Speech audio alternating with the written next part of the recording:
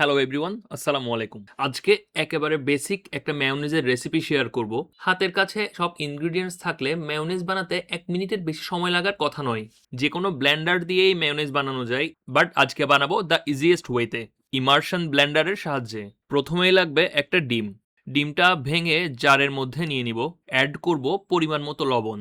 Add করব সাদা গোলমরিচের গুঁড়া, সাদা বা কালো যে কোনো গোলমরিচের গুঁড়া ইউজ করলেই হবে। অ্যাড করব পরিমাণ মতো মাস্টার্ড। মাস্টার্ডটা চাইলে আরেকটু সুন্দরভাবে স্মুথলি বের হতে পারতো, বাট ওকে। 1 চা চামচের মতো ভিনেগার বা লেবুর রস, আমার ক্ষেত্রে আমি ভিনেগার ইউজ করেছি। সবার শেষে অ্যাড করব 1 কাপ পরিমাণ তেল। অনেকেই বলবে এতগুলো তেল ইউজ করা অনেক আনহেলদি। আপাতত এটিই বলবো, মেয়োনিজ কোল্ড ড্রিঙ্কস না যে একসাথে সবগুলোই খেয়ে ফেলবেন। মেয়োনিজ হলো কন্ডিমেন্ট, সো পরিমিতই খাবেন। যাই হোক, ইমার্শন ব্লেন্ডার দিয়ে প্রথমে ব্লেন্ড শুরু করব। প্রথমেই তাড়াহুড়া করে ব্লেন্ডারটি উপরে তুলে ফেলবেন না। কিছুক্ষণ পরেই দেখবেন মেয়োনেজ নিচে থেকে ফর্ম হওয়া শুরু করেছে। এবার ইমার্শন ব্লেন্ডারটি একটু কাত করে ব্লেন্ড করতে থাকবো, যাতে নিচে সব ইনগ্রিডিয়েন্টস ভালো করে মিক্স হয়ে যায়। কাঁচা ডিম দিয়ে মেয়োনেজ বানানো দেখলে অনেকে স্বাস্থ্য সচেতন হয়ে যায়। তাদের একটা ব্যাপার শেয়ার করি, কাঁচা ডিম খেলে আপনার স্যালমোনেলা হওয়ার রিস্ক থাকে। সেম রিস্ক থাকে যখন আপনি মুরগির মাংস ধুয়ে রান্না করেন।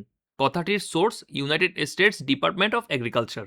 নিচে ফর্ম হয়ে এলে ইমার্শন ব্লেন্ডারটি ধীরে ধীরে উপরে তুলতে হবে। খুব ফাস্ট না, ব্লেন্ডার অন থাকা অবস্থায় স্লোলি উপরে তুলতে হবে।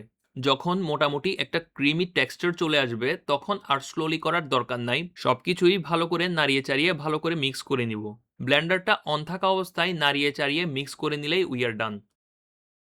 ফ্লেভারের জন্য আপনি যা ইচ্ছা ইউজ করতে পারেন। অনেকে চিনি, পাউডার দুধ ইউজ করে। আমি এগুলো ইউজ করি না, কারণ আমার নর্মাল ফ্লেভারটিই ভালো লাগে।